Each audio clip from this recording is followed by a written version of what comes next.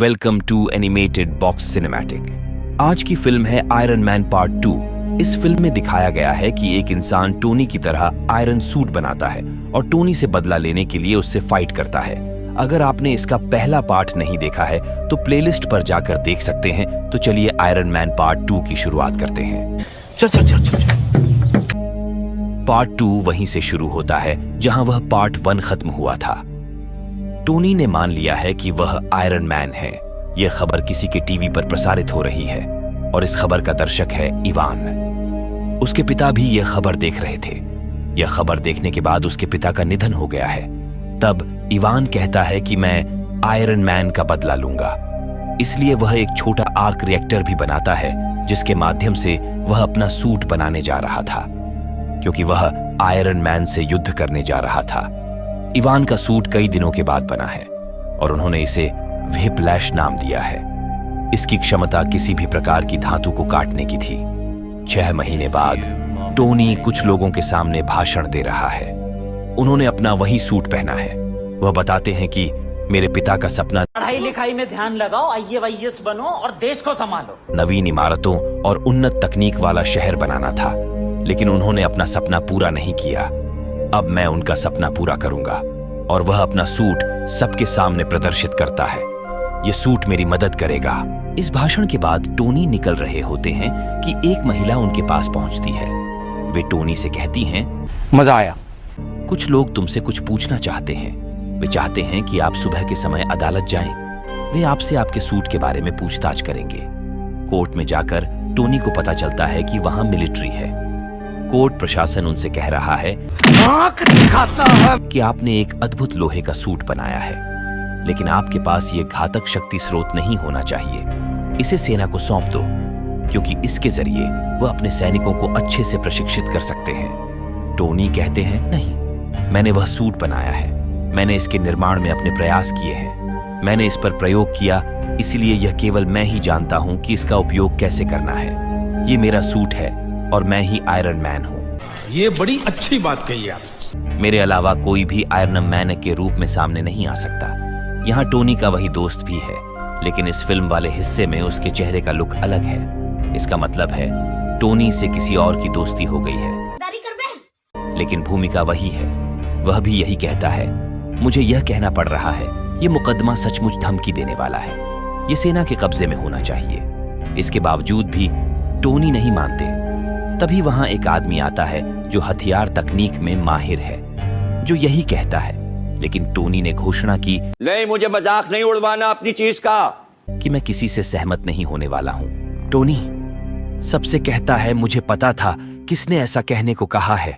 दरअसल वह चाहता है कि आप मेरा सूट ले लें, क्योंकि उसे ऐसा सूट बनाने में दिक्कत हो रही है।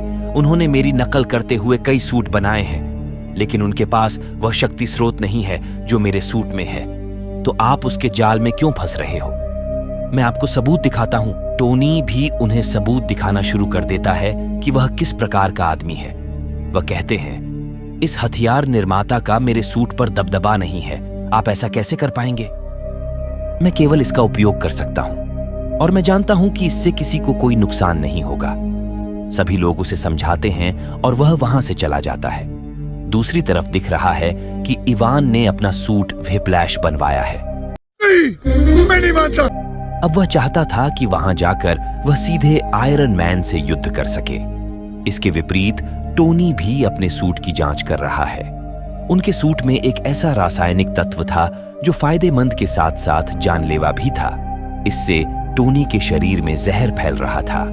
इस बीच टोनी भी विचार करता है, मेरे निधन से इंडस्ट्री का क्या होगा?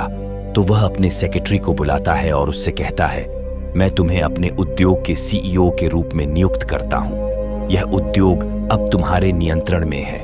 अपनी इच्छानुसार कर्मचारी रखें। तभी टोनी का सेक्रेटरी, जो इस इंडस्ट्री का CEO थी, एक लड़की को इंटरव्यू के लिए बुलाती है। अच्छा, लेकिन वो लड़की किसी और इंडस्ट्री की जासूस है। फिर एक कार रेसिंग देखी जाती है और टोनी ने भी उसमें हिस्सा लिया है। लेकिन इवान और व्हिप्लैश एक ही समय में वहां दिखाई देते हैं और वह टोनी पर हमला कर देता है। इससे उनकी कार 2 टुकड़ों में टूट गई। इस खबर पर टोनी की सेक्रेटरी भी नजर रखती है। और अपने गार्ड से कहती है क्या? नहीं, ये नहीं हो सकता। कि हमें उसकी मदद के लिए तुरंत चलना होगा। वे वहां जाते हैं और टोनी को उसका सूटकेस देते हैं जिसमें आयरन मैन का सूट था। आयरन मैन इसे पहनता है और आयरन मैन और व्हिप्लैश के बीच लड़ाई शुरू होती है। लेकिन जब आयरन मैन उस पर हमला कर रहा था तो व्हिप्लैश अपनी रक्षा कर रहा था और ये लंबे समय तक चलता रहता है। फिर आयरन मैन पूरी ताकत से व्हिप्लैश पर हमला करता है। आखिरकार व्हिप्लैश घुटने टेक देता है। व्हिप्लैश जब्त कर लिया गया है। थोड़ी देर बाद टोनी इवान से यह पूछने के लिए पुलिस स्टेशन जाता है कि उसने उस पर हमला क्यों किया। वह उसके सामने चुप रहता है। टोनी उससे कहते हैं, हम तुम्हें मारेंगे और जरूर मारेंगे। तुम्हारी निर्मित तकनीक सराहनीय थी। सेना को बेचते तो तुम अमीर हो सकते थे। इतना कहकर वह वहां से चला जाता है। तभी एक और आदमी इवान के सामने आता है जिसकी वर्दी भी इवान जैसी ही थी। उसे जेल भेज दिया गया ताकि जनता को दिखाया जा सके कि इवान को फांसी दे दी गई है। और एक आदमी जो एक महान अपराधी था असली इवान को सुरक्षित कर लेता है। हर कोई सोच रहा था जैसे इवान मर गया हो, क्योंकि उन्होंने उस स्थान पर विस्फोट करके नकली इवान को मौत के घाट उतार दिया था। ये सब क्या देखना पड़ रहा है? अच्छा है मैं अंधा हूँ।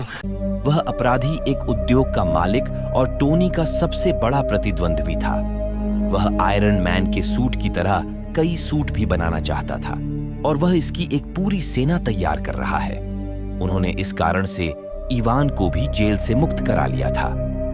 दूसरी तरफ टोनी के सूट का रासायनिक तत्व उसे परेशान कर रहा है। यह लगातार टोनी के शरीर में जहर पहुंचा रहा था। उसे इस बात का एहसास हो रहा था कि अगर उसने जल्द ही कोई कदम नहीं उठाया तो वह इस दुनिया में नहीं रहेगा। इस पर ध्यान न देते हुए वह अपने जन्मदिन के जश्न की व्यवस्था करता है। वह नाच रहा है। मरना है क्या भोसड़ी के? तभी उसका वह दोस्त उसके पास आता है और उससे कहता है, सेना ने तुम्हें या तुम्हारे लोहे के सूट को आने वाले दिन में उनके सामने लाने का आदेश दिया है। वह आदमी भी टोनी से चिढ़ गया। उसने पूछा, आप अपना सूट पहनकर अपने हिस्से का जश्न मना रहे हैं। क्या आप जानते हैं कि यह बहुत जानलेवा है? लेकिन टोनी उस पर ध्यान नहीं देता, इसलिए वह भी टोनी का पुराना सूट पहने हुए दिखाई देता है। कोई तरीका है भीख मांगने का? और उनके बीच जबरदस्त लड़ाई होती है। दोनों ने आयरन सूट पहन रखा था और दोनों एक दूसरे को हराना चाहते थे। अब दोनों अपने हाथों से लेजर छोड़ना शुरू कर देते हैं और दोनों लेजर लाइटें एक दूसरे से टकराकर एक ही समय में उत्सर्जित होती हैं और महाविस्फोट होता है। विस्फोट टोनी के उद्योग के स्थान पर होता है जहां उसका जन्मदिन मनाया जा रहा है। वह दोस्त टोनी का पुराना सूट लेकर चला जाता है, लेकिन नशे में तो टोनी ही है। तभी दिखता है कि एक आंख वाला आदमी टोनी के पास आता है। वह उससे कहता है, तुम्हारे पिता के बहुत सारे लक्ष्य थे और तुम क्या कर रहे हो? जा पूछ क्या? तुम शराबी होकर इधर उधर घूमता रहते हो। टोनी उससे कहता है, अपनी भाषा पर ध्यान दो। आप कौन होते हैं ऐसा कहने वाले? वह आदमी कहता है, मैं तुम्हारे बारे में सब कुछ जानता हूं। जो लड़की आपकी इंडस्ट्री में आई थी वो कोई और नहीं बल्कि मेरी स्पाई एजेंट थी और उसने मुझे तुम्हारे बारे में बताया था। बड़ा हरामी हो बेटा। फिर वो आदमी ये भी कहता है, मैं तुम्हें किसी भी तरह का नुकसान नहीं पहुंचाना चाहता। मैं चाहता हूं कि आप एक और लोहे का सूट बनाएं जिससे पूरी दुनिया को फायदा हो।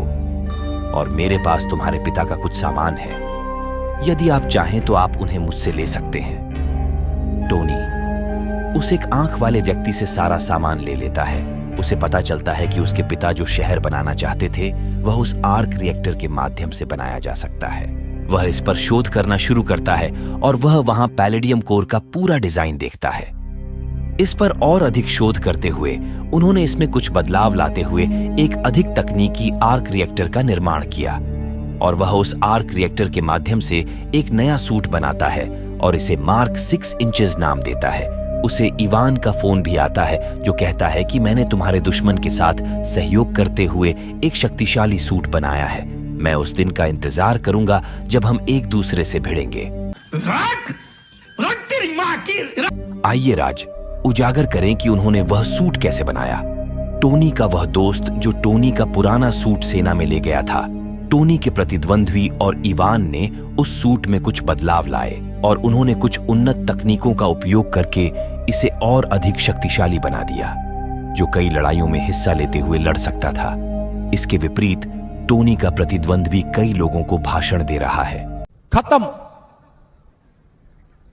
Bye bye, tata, good bye, गया।